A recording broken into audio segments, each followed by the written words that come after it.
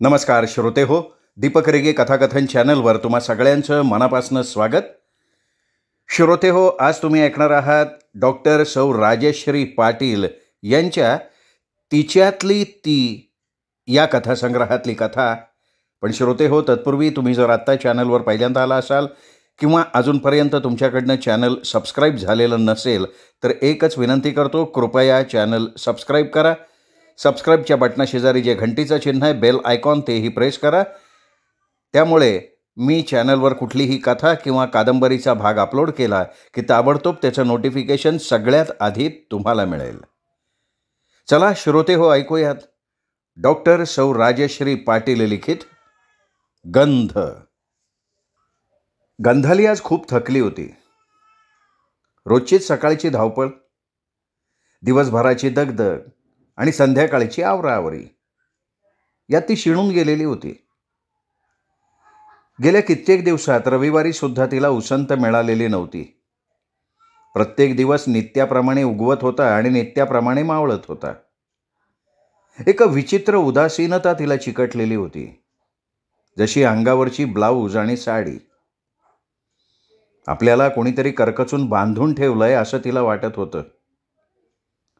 बाटलीला घातलेल्या बुचासारखं ब्लाऊज दंडात रुतलेलं होतं. साडी पलंगावर फेकून तिने महत्प्रयासानं तो घामेजलेला ब्लाऊज काढला. घामाचा फसकन उग्रवास नाकात शिरला. तिने सरळ त्याला बाथरूममध्येच फेकला. एक ढगळा कॉटन गाऊन अंगात घातल्यावर वाऱ्याच्या गार लकेरीनं सगळीकडनं आत प्रवेश केला आणि त्या वाऱ्याच्या स्पर्शानं ती काहीशी पुलकित झाली. सरळ बाथरूममध्ये शिरली. गार थंड पाण्याचे सपकारे चेहरा, मान, हात, पाय याच्यावर कितीतरी वेळ मारत बसली. थंड पाण्याच्या त्या स्पर्शानं ती उत्तेजित झाली. सकाळपासूनचा एकवटलेला शिणवटा झटकून स्वयंपाकाच्या राड्यात स्वतःला जुंपायला ती सिद्ध झाली. टॉवेल घेऊन ती आरशासमोरून किचनकडे वळणार इतक्यात तिला आरशात आपलीच प्रतिमा दिसली, पण अनोळखीसारखी. हिला पाहून किती दिवस झाले असा तिलाच प्रश्न पडला. रोजच्या धावपळीत आणि मनातल्या विचित्र औदासीनतेमुळे तिचं स्वतःकडे लक्षच नव्हतं. घाई गडबडीत साडी नेसायची. ती तिला नेसावीच लागे, कारण तिला ऑफिसला जावं लागे. एका मोठ्या कंपनीत ती चांगल्या पोस्टवर होती. कशी तरी चेहऱ्यावर पावडर थापणं आणि पर्समधली टिकली जाता जाता चिकटवणं हा क्रम सुरू होता. पण आज तिला स्वतःला आरशात न्याहाळण्याचा मोह झाला. त्याला कारणही तसंच घडलेलं होतं. नुकतीच रुजू झालेली दीपिका. ती काल लंचटाईमच्या वेळेला तिच्याकडे टक लावून बघत होती. हा ग, अशी काय बघतीयस रोखून?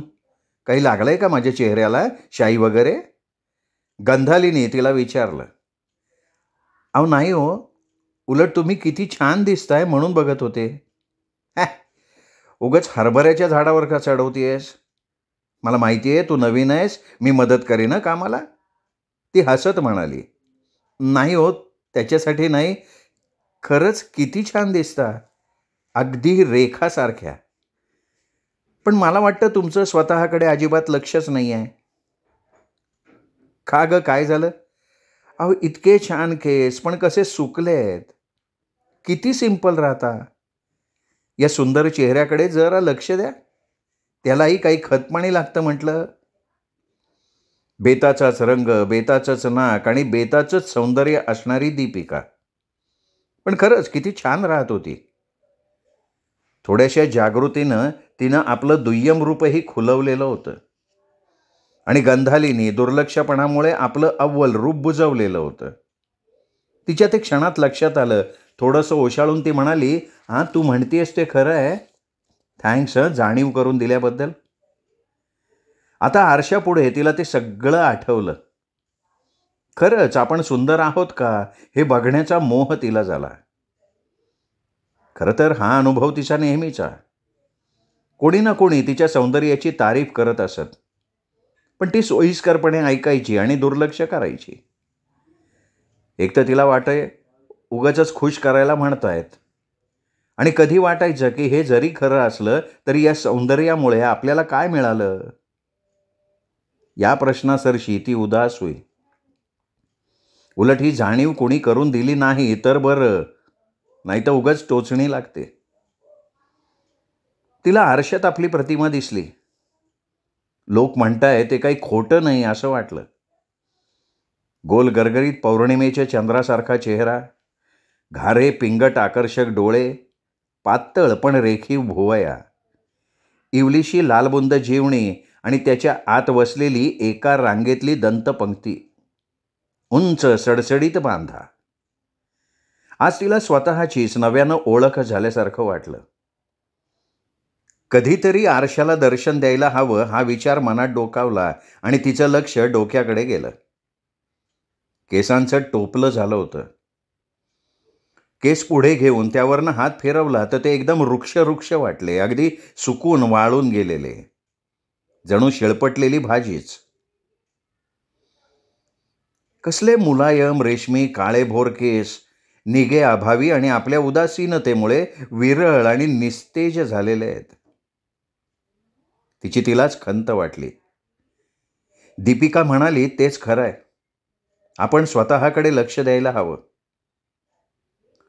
अजून स्वयंपाक करायचा आहे आणि तिन्ही सांजेला आपण कोणता विचार करतोय असंही क्षणभर वाटून गेलं. पण ते रोजचंच आहे, करू नंतर.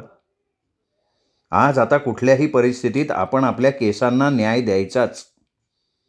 या विचाराने तिने घरातच काढून आणलेल्या खोबरेल तेलाची बाटली बाहेर काढली. गेले कित्येक दिवस झाले एका मैत्रिणीनं दिलेली आंबला तेलाची बाटली धूळ खात पडली होती, ती तिने घेतली. दोन्ही तेलं वाटीत मिक्स केली आणि जमिनीवरच बैठक मारली. आज डोक्याला मसाज करायचाच, नाहीतरी डोळेही किती रखरखतायत. स्वयंपाकाला 10-15 मिनिटं उशीर झाला तर आकाश नाही कोसळणार. शेखर चिडणार थोडा, पण हे कुठे नवीन आहे. कधी हसत येतो तो. तिने केसातला भो हळूच काढला, त्याबरोबर केसांचा झुमडा अडकून आलेला होता. डोक्यावर केस किती शिल्लक राहिले, तिला प्रश्न पडला आणि हसू आलं. बो काढताच लहान मूल जसं काखेतून सोडल्यावर चौफेर दुडू पळतं तसे केस तिच्या पाठीवर मानेवर उधळले. बरोबर माथ्यावर तिने जवळजवळ पाऊण वाटी तेल ओतून घेतलं. एक गार अनुभूती डोळ्यात तरळली. लहान मुलांच्या टाळूवर तेल घालून हलके हलके बोटांनी जिरवतात न ओघळू देता, तसं ती तेल डोक्यात जिरवायला लागली.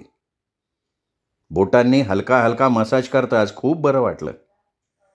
आपण असेच बसून राहिलो आणि कोणीतरी आपल्या डोक्याला असाच मसाज केला तर काय बहार येईल असं तिला क्षणभर वाटलं. 10वी काय आईचा हात होता डोक्यावर, पण तिला आजार चिकटला आणि तिचा हात सुटला तो सुटलाच. तिने वाटीत बोटं बुडवून पाठीमागे साईडला सगळीकडे तेलानं हलका हलका मसाज केला. तेवढं पाव वाटी तेल केसामध्ये जिरवलं. डोक्याला आणि मनालाही थंडावा लाभलेला होता. केसांचा गुच्छ करून बो त्याला अडकवला. बेसिनला जाऊन तिने स्वच्छ हात धुतले आणि स्वयंपाकाला लागली. शेखर आता येईल, अजून काहीच झालेलं नाहीये हा विचार करत तिने कुकर लावला. दुसऱ्या साईडला भाजीची तयारी सुरू केली. फ्रीजमधून कणिक बाहेर काढून घेतली. पटापटा कांदा कोथिंबीर चिरून 2 भाज्या केल्या, तोपर्यंत कुकरच्या शिट्ट्यांनी आरोळी ठोकली. 4 शिट्ट्या झाल्यावर तिने कुकर उतरवला आणि चपातीसाठी तवा ठेवला. इकडे भाजी शिजलेलीच होती.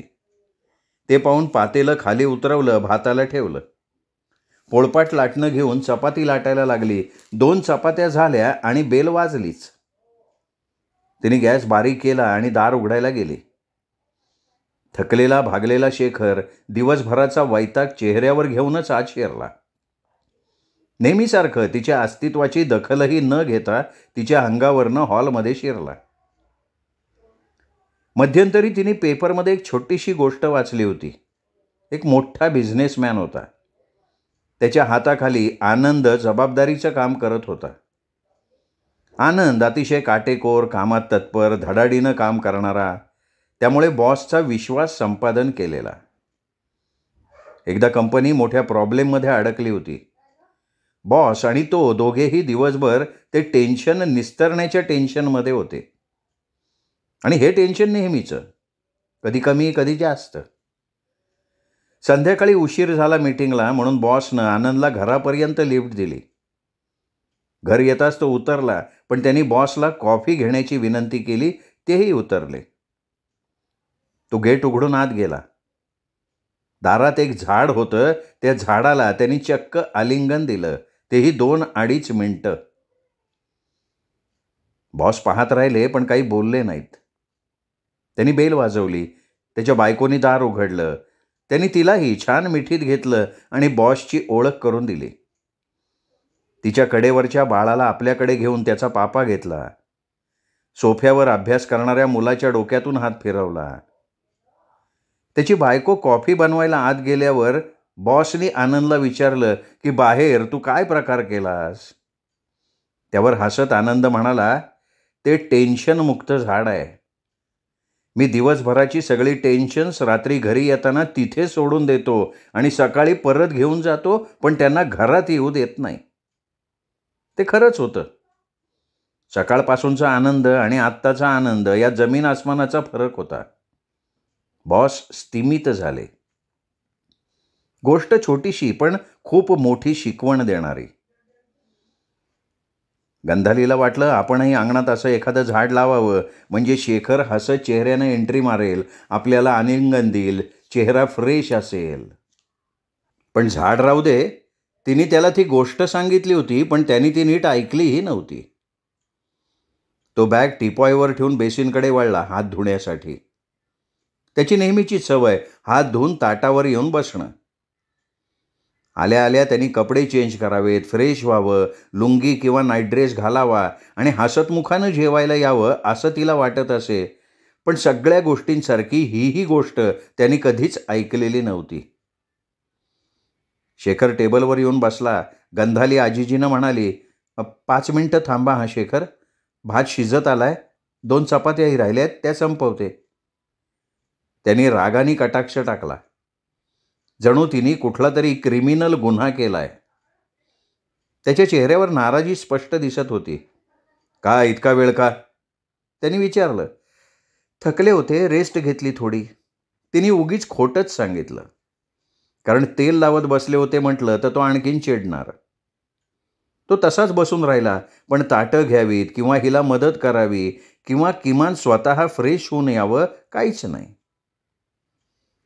चपाती संपवून तिने त्याला ताट करून दिलं. नॉर्मल असतानाही कधी हसत गप्पा न मारणारा आज तर चिडलेला आहे, कशाला बोलेल. तरीही वातावरण छान करण्यासाठी ती म्हणाली, आज का नाही मज्जाच झाली. तो हो नाही का चू नाही, गप्पा गप्पा जेवत होता. तिच्या उत्साहावर पाणी फिरलं. तिने साईडला उभं राहून वेटरसारखं जे लागेल ते पुरवलं. जेवण संपवून तो टीव्हीकडे वळला. गंधालीने एकटीचं ताट करून घेतलं, एकटीच जेवत बसली. घास घशातनं उतरत नव्हता. आपल्याच नशिबी का हे एकाकी पण, हा प्रश्न तिला पडला. आपल्यालाही मन आहे, भावना आहेत. सहवासानी एकत्र खाण्यानी 4 घास जास्त जातात असं म्हणतात, हे शेखरच्या खिसगणतीतच नसेल का? जगण्यासाठी ऑक्सिजन इतकीच प्रेमाची, सहवासाची गरज असते, हे तो विसरलाय का? काय हे यांत्रिक जगणं आपलं? सौंदर्याची तारीफ सोडा, साधं नॉर्मल वागणं तरी. तिने कसं तरी जेवण संपवलं. पाठीमागची सर्व आवरावरी केली. उद्याची कसरत टाळण्यासाठी थोडी तयारी करून ठेवली. किचनमधला लाईट बंद करून हॉलमध्ये आली. हॉलमध्ये शेखरची मॅच रंगात आली होती. किचनमध्ये ताणलेला चेहरा इथे बराच साईलावला होता. मध्ये मध्ये हसत सुद्धा होता. ती क्षणभर तिथे घुटमळली, पण शेखर आपल्याच गुंगीत होता. ती आल्याची साधी दखल सुद्धा घेतली नाही त्याने. तिने काढता पाय घेतला, बेडरूममध्ये आली. मोबाईल चार्जिंगला लावला, बेडवर मच्छरदाणी सोडली, दात ब्रश करून आली आणि मच्छरदाणी चिरली. एक पुस्तक हातात घेऊन. मंगला गोडबोलेंची कथा होती, मी आहे म्हणून. इतकी गमतीशीर होती ना कथा, तिचा सगळा कडूपणा जाऊन नकळत हास्य चेहऱ्यावर उमटलेलं होतं. ती त्यात गुंगूनच गेली. अर्ध्या तासांनी शेखर टीव्ही बंद करून पलंगाच्या दुसऱ्या साईडनं मच्छरदाणीत शिरला. आत आल्या आल्या त्यांनी श्वासोच्छवास जोरजोरात वर खाली केला आणि नाक मुरडलं. चेहऱ्यावर नाराजी स्पष्ट दिसत होती. स्टोरीमुळे हसणारा चेहरा गंधालीनं सौम्य करत त्याच्याकडे बघितलं. आता याला काय झालं या अर्थाने. कधीही गंधालीच्या सुंदर केसांकडे लक्ष न देणारा त्याचं लक्ष गंधालीच्या केसांवर खिळलेलं होतं. तू कोणतं तेल लावलंयस? त्यांनी रागाने विचारलं. का, काय झालं? किती वास येतोय, मला नाही सहन होत. काय काय घाणेरडं थापते काय माहिती. तो तोंड वेंगाडत बोलला. अहो, इतका काही वास उग्र नाही हा. आणि खोबरेल आणि आमला तेल तर आहे. मला इथे झोपणं शक्य नाही. तो रागानं बोलला. हेतू हा की तिने दुसरीकडे जाऊन झोपावं. ती गुपचूप उठली. काही बोलून वादावादी करण्यापेक्षा, झोपेचं खोबरं होण्यापेक्षा आपण पलीकडच्या रूममध्ये जाऊ. तो जाणार नाही, कारण तिथे मच्छरदाणी, हाताला लाईट बटन, पाणी काहीच नाही. सगळी तयारी करावी लागेल. ॲडजस्टमेंट आपणच करायची, हा अलिखित नियमच आहे. पुस्तक घेऊन ती मच्छरदाणीतनं बाहेर जाणार एवढ्यात त्याचे तप्त शब्द कानावर पडले. मच्छरदाणी खोचून जा. ती परत माघारी वळली. मच्छरदाणी सगळीकडनं नीट लावली आणि चकार शब्द न बोलता दुसऱ्या खोलीत गेली. तिथं नव्यानं सगळी जुळणी केली. बेडवर अंग टाकताच तिला अश्रू अनावर झाले. पुस्तक वाचायचा मूड कधीच गेला होता. डोळे मिटून झोपण्याचा प्रयत्न केला तरी बंद डोळ्यांना न जुमानता अश्रू वाहतच होते. किती सहन करायचं? काही रोमॅन्टिक, प्रेमळ राहू दे, पण किमान सभ्य तरी वागावं ना याने. कशाची शिक्षा देतोय मला? कसला हा स्वभाव? स्वतः सुख खायची बुद्धी तर नाहीच, पण दुसऱ्याला शांतपणे जगूही देत नाही. इतकी मगरुरी एक पुरुष असण्याची, नवरा असण्याची, का अधिकाराची? गृहीतच धरलंय त्याने आपल्याला. किती वर्ष झाली आपण हे सहन करतोय? जवळजवळ 7-8 वर्ष तरी झाली. आधी थोडासा असणारा त्वचारोग शेखरच्या दुर्लक्षपणामुळे किती फोफावला. तिला गोव्याची ट्रीप आठवली. तिथे त्याला थंडी वाजून ताप भरला आणि संपूर्ण शरीरभर चट्टेच चट्टे उठले. संपूर्ण अंगावर लाल लाल चट्टे आणि त्यावर खाऱ्या शेंगदाण्यासारखे पांढरे पापुद्रे. खास तर इतकी असायची, त्याला आपण कुठे आहोत हेही सुचायचं नाही. सतत खाजवत बसायचा. सुरू झाल्या मग उपचारांच्या सगळ्या पॅथ्या. होमिओपॅथी, आयुर्वेदिक, ॲलोपॅथी. कधी तात्पुरता गुण येई, कधी आणखीनच वाढ होई. तेव्हापासून त्याची ती औषधं, त्याचे ते टिपिकल वास, जळूसारखे जे बेडला चिकटले ते चिकटलेच. सकाळ दुपार संध्याकाळ मलमाचे लेप थापले जायचे. आयुर्वेदिक औषधांचे वास तर इतके उग्र असत की काही विचारायला नको. 2 वर्षांपूर्वी तर कहरच झाला होता. रोज सकाळी उठलं की आपण ती बेडशीट बाहेर नेऊन जशीच्या तशी उचलून झाडत असो. केवढ्याचा काय पांढरा चोथा. भाजलेले शेंगदाणे सुपात फोडल्यावर पाखडताना पडणाऱ्या फोलपाटासारखा गॅलरीतून तो चोथा झाडी पाठीमागे गार्डनमध्ये पडत असे. आणि या चोथ्यामध्ये आपण रात्री झोपलेलो असतो. आश्चर्य वाटे तिला. कामवाल्या मावशीनं ते पाहू नये म्हणून ती येण्यापूर्वी ही केलेली स्वच्छता. ड्रेसिंग टेबलाजवळ गेलं की ग्लिसरीन, मलम, तेल अशा विविध क्रीम्सचं साम्राज्य. स्किन ड्रायनेसमुळे तर शुद्ध खोबरेल तेल 3-3 वेळा बडवलं जाईल. शर्ट, पॅन्ट, लुंगी, रुमाल सगळ्याला एक तेलकट माटकट वास असे. साईड बॉक्सवर आयुर्वेदिक चूर्ण, पुड्या, विविध गोळ्या विराजमान झालेल्या. या सर्वाचे मिळून वासाचं एक भांडारच तिथे वास्तवाला आलेलं. मध्यंतरी तिने व्हॉट्सअपवर एक पोस्ट वाचली होती. नवीन लग्न झाल्यावर अत्तरं, फुले, सुवासिक तेलं यांचे वास बेडरूममध्ये दरवळत असतात. मुलं झाल्यावर शी, शू आणि दुधाचे असतात, तर म्हातारपणी गोळ्या औषधांचे. ही पोस्ट वाचून तिला वाटलं होतं, म्हातारपणी कशाला? आत्ता तरुणपणीच आपल्याला किती वासांना सामोरं जावं लागतंय. नाना तऱ्हेचे, नानाविध वास नाकाला सवयीचे केले आपण. बरं, हे नंतरचं झालं, पण लग्नानंतर सुद्धा वासांचा उपभोग आपल्या नशिबी कुठे आला? कारण शेखरला सेंटचा वासही आवडायचा नाही, डोकं दुखतं म्हणायचा. त्यामुळे मंद सेंट मारायची हौसही दाबावी लागली. आणि मोगरा, जाईजुईचा गजरा त्यांनी कधी खरेदीच केला नाही. सौंदर्याचे किती पुजारक आपण. सुंदर, नाजूक, प्रसन्न, आल्हाददायक गोष्टी नेहमी मनाला भावतात. मग ती सकाळी सकाळी केलेली प्रसन्न देवपूजा असो किंवा गॅलरीत उमललेलं फूल, आकाशातली चमकती इवलीशी चांदणी किंवा वाऱ्याची मंदशी झुळूक. कथा कादंबरीतल्या वर्णित क्षणांशी आपण किती समरस होतो, पण त्यातले ते वर्णित क्षण कधी नशिबी आले का? कल्पनेतलं विश्व सोडा, पण सत्यातलं वास्तवही इतकं दाहक का असावं? का वास्तव असंच असायला पाहिजे, त्याशिवाय पिक्चर, कथा, कादंबऱ्या यांना महत्त्व येईलच कसं? आपल्याला त्रास होत असताना आपण नाही कधी नाराजी व्यक्त केली. कधी कुणाला कोणता त्रास होईल सांगता येईल का? आजार नैसर्गिक आहे, मान्य आहे. उलट आपल्याला त्याचंच वाईट वाटे की हा कसा सहन करत असेल. पण माणसाचा स्वभाव बघा, इतक्या स्वतःच्या वासामध्ये एक दिवस एक वेगळा वास याला सहन नाही झाला. माणूस इतका अविचारी असू शकतो?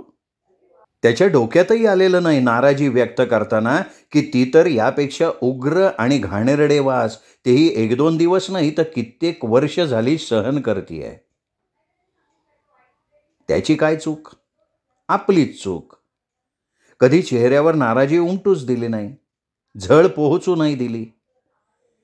ती दाखवली असती तर आज असा नसता वागला. नाहीतरी आपल्या मनात नाराजी कधी उमटलीच नव्हती, होती ती फक्त सहानुभूती. पण आज जाणवतंय, सहन करणं हा सुद्धा एक अन्यायच आहे. एक विचार तिच्या मनात चमकला की याच्या जागी आपण असतो तर हा आपल्याशी कसा वागला असता. साधी एक दिवस याला ॲडजस्टमेंट नाही करता आली. या कल्पनेनंही तिला शहारा आला. सुंदर, धडधाकट, कमाऊ, कर्तव्यशील बायकोशी असं वागतो तर पुढची कल्पनाच न केलेली बरी. रात्रभर डोळ्यासमोर चित्रविचित्र ओंगळवाण्या आकृत्या, दलदल, मांस, घाण, माश्या असलंच काही बाई स्वप्नात येत राहिलं. पहाटेच जाग आली. जड अंगानेच ती उठली. नेहमीचा दिवस सुरू झाला. न बोलता शरीर कामं हातावेगळी रिमोटप्रमाणे करत होतं. आंघोळ होताच तिने गणपती स्तोत्राची सीडी ऑन केली. ओम गणपती नमो नमः. वातावरण प्रसन्न झालं. या स्तोत्रातनं तिला एक प्रेरणा मिळे, प्रसन्नता मिळे. अतिशय शांतपणे देवपूजा केली. देवाला फुलं वाहिली. चंदनाच्या लेपाची टिकली देवाला आणि आपल्या कपाळी सुद्धा लावली. एक क्षण गारेगार वाटलं, पवित्र फील आला. बारीक निरंजन लावून 2 सुवासिक अगरबत्ती देवापुढे लावून ठेवल्या. मंद प्रकाश, चंदनलेप, फुलं, अगरबत्तीचा सुवासिक सुवास या सगळ्याचा मिळून एक संमिश्र परिमल वातावरणात दरवळायला लागला. तो किती आत घेऊ असं तिला झालं. ती प्रसन्नता तिने आतमध्ये खोलवर साठवून घेतली. ही 10 मिनिटं तिचीच. रात्रीची सगळी दुर्गंधी त्या वातावरणानं, सुवासानं पळवून लावलेली होती, मनातली आणि वातावरणातली सुद्धा. ती शेखरसाठी दूध घेऊन बेडरूममध्ये गेली. परत तोच वासाचा भपकारा नाकात शिरला. तो आरामात मलम चोपत बसला होता. काही न बोलता तिने अंथरूण पांघरून आवरलं, मच्छरदाणी काढली, पलंगाखाली टाकली. कंबलचा आणि बेडशीटचा उग्र वास झाडताना नाकालाच नाही तर शरीराला सुद्धा चिकटला. दिवस नेहमीसारखा उजाडला आणि मावळला. रुटीनही तेच. स्वयंपाक, ऑफिस, परत घरी येणं, तिचा परत रात्रीचा स्वयंपाक, तो आला, जेवला, त्याचा TV, तिची आवरावरी वगैरे वगैरे. 2-4 तुटक संवाद, तेही कामानिमित्त सोडले तर, वेगळं काहीच नाही. ती बेडरूममध्ये गेली, पुस्तक वाचत बसली. थोड्या वेळानं तो आला. शरीरावर मलमाचे लेप लावले. त्या दिवसभर घामानं आलेला घामाचा वासही एकजीव झाला. औषधं सुरू होण्यापूर्वीही त्याला येत असणारा भरपूर घाम. किमान उन्हाळ्यात रोज नाही पण कधीतरी घरी आल्यावर फ्रेश शॉवर घेऊन बेडमध्ये यावं असं तिला फार वाटे. पण ती साध्यातली साधी इच्छासुद्धा त्यांनी कधी पूर्ण नाही केली. आणि तिने त्या संमिश्र वासाशीच दोस्ती केलेली होती आणि आता तर दोस्तच दोस्त. दुसऱ्या बाजूनी तो पलंगावर चढला. आत मच्छरदाणीत आला. उशी इकडे तिकडे हलवली. नाकानं काही हुंगलं. काय हे? अजून सुद्धा तुझ्या तेलाचा वास येतोय उशीला. तुला सुद्धा येतोय. आल्यापासूनचा सगळ्यात दीर्घ संवाद, तोही इतका घणाघाती. त्याचे शब्द तीक्ष्ण भाल्याप्रमाणे तिला रक्तबंबाळ करून गेले. सकाळी डोक्यावरनं शॅम्पूनं आंघोळ केलीये, याला कसला अजून वास येतोय? इतक्या सर्व उग्र वासांमध्ये कालच्या तेलाचाच नेमका वास कसा झोंबतोय? पोलीस पथकातल्या श्वानाप्रमाणे ह्याचं घ्राणेंद्रिय अजून तीव्र कार्यरत आहे का? का मनातली दुर्गंधी शब्दावाटे बाहेर पडतीये? इतकं चाफ्यासारखं सुगंधित शरीर आपलं कधीच कौतुकाचे 4 शब्द नाही भेटले. तो सुवास हुंगून कधी प्रशंसेचे 2 शब्द नाही आले ओठात आणि इतक्याशा गोष्टीला केवढं महत्त्व देतोय हा. नुकताच तिने दुर्गा भागवतांचा लेख वाचला होता. कुठून शक्ती आली माहीत नाही, पण आज ती बेडवरनं उठली नाही, हलली नाही. कधी काही न बोलणारी ती म्हणाली, तुम्ही त्या दुसऱ्या खोलीत झोपायला जा. तिथे माझा वास येणार नाही. आणि हो, मलाही तुमच्या सगळ्या सुगंधांचा कंटाळा आलाय, तेव्हा मी माझ्या दुर्गंधीबरोबर इथे झोपते. आणि हां, 1 दिवसासाठी नाही हां, कायमचं. कधी आठवण आली तर या, स्वागतच होईल. तो मच्छरदाणी न लावता चालला होता. त्यांनी काल तिला जेवढ्या ठामपणे मच्छरदाणी लावून जा असं सांगितलं होतं, तसंच तिने त्याला सांगितलं. तो अवाक होऊन तिच्याकडे बघत राहिला. तिच्या सौम्य आवाजात एक करारी आणि ठामपणा होता. उशी घेऊन चढफडत दुसऱ्या खोलीत गेला. गंधालीला थोडं वाईट वाटलं, पण महत्प्रयासानं तिने तो फील दूर झटकून टाकला. लाईट ऑफ केला, झोपी गेली. सकाळी उठल्या उठल्या तिने बेड आवरला. जुनी बेडशीट काढून मस्तपैकी पांढरं शुभ्र बेडशीट जे कपाटात पडलं होतं, घाण होईल म्हणून अंथरताच येत नव्हतं, ते अंथरलं. तसाच पिलो कव्हरही घातला.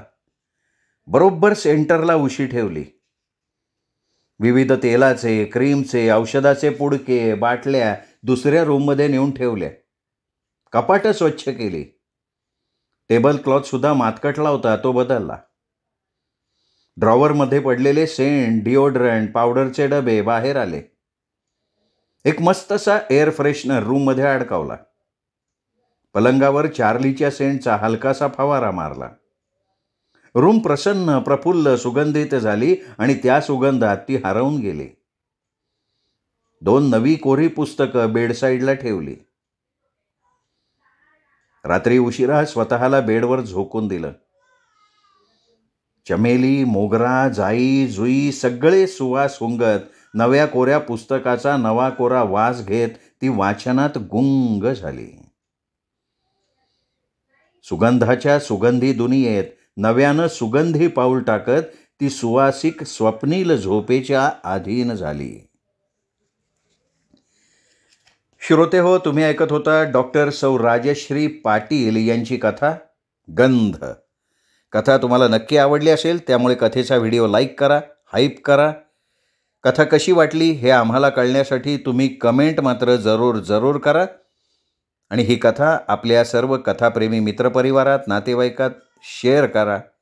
आणि सगळ्यांना माझ्या वतीनं दीपक रेगे कथाकथन चॅनल सबस्क्राईब करायची विनंती करा. भेटूयात अशाच उत्तमोत्तम कथांसह पुन्हा दीपक रेगे कथाकथन चॅनलवर. नमस्कार श्रोते हो.